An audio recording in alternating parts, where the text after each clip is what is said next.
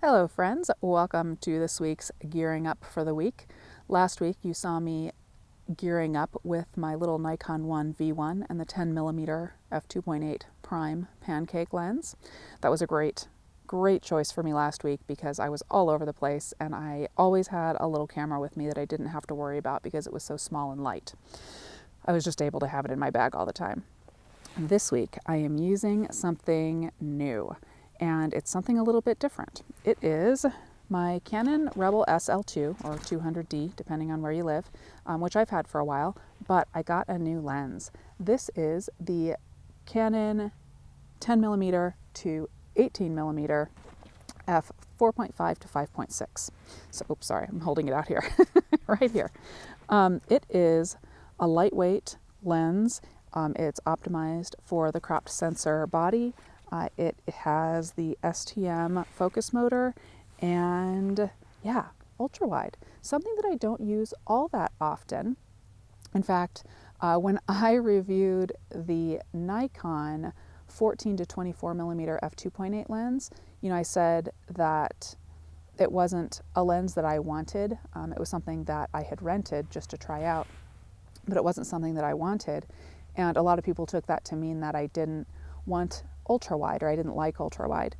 Now, I don't shoot in ultra wide all that often, but I do like it for certain things. What I didn't like about that big Nikon lens was that it was big and heavy. And typically when I want to shoot ultra wide, I'm in a situation where I don't want a big and heavy lens, or I may not want another big and heavy lens, at least for the way I shoot, because I don't use it all that often.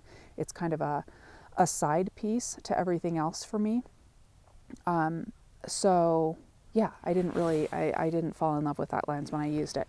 But I have wanted something ultra wide. I've been using an ultra wide lens. It is, 6.7 to 13 millimeters on my Nikon V1, the camera that you saw me use last week. And that has been great. I've just been able to bring that along with me on my adventures as kind of a standalone, always together type of a setup to have on the side of my D810 or my D500 and whatever lenses that I'm using with those.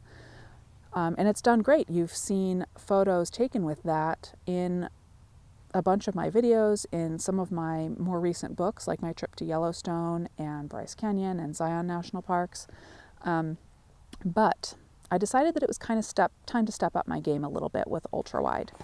Hence this. There are a few reasons why I chose this. Let's go through them. Okay, number one, it's still small and lightweight. I'm actually surprised at how lightweight this lens is.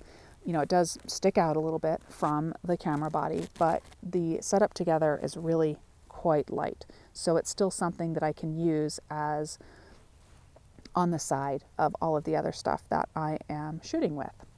The other thing is that I love Canon for video. I shoot Nikon primarily, but I'm not in love with Nikons for video out in the field. I really like using this for video out in the field. That was kind of the purpose of this body to begin with. Because Canon uses this dual pixel autofocus solution that they've come up with, and it's magical. It is quick to autofocus, it's accurate. I can use, face detect autofocus if I want, if I'm filming myself, or, not face detect if I'm not filming myself.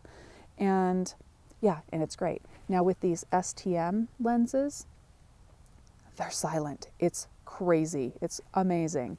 And that's why this lens in particular was really attractive to me. So it had the ultra wide, it had the STM focus motor, and it's, Canon, which is, it will work with my little SL2 here, and I can use it for video out in the field. So I have a trip coming up, a very big trip, and it is to Rocky Mountain National Park, right? So I've been wanting to kind of, step up my game out in the field with regard to video, and this is the next step for me, this guy, with this lens.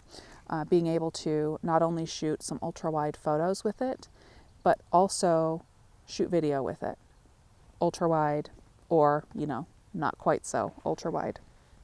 on the 18mm end. So yeah, that's what I am using this for. That's why I chose to purchase this lens. Also, this lens is really quite inexpensive, as was the body. So it's an inexpensive setup. It's a light and compact setup for me to add on to everything else. All right, friends, while I am out here on this somewhat rainy and dreary day, I am going to film another video for you all about the navigation apps that I use when I am out in the great beyond, how different apps that I use on my phone to help me get places and get back safely. So be on the lookout for that later this week.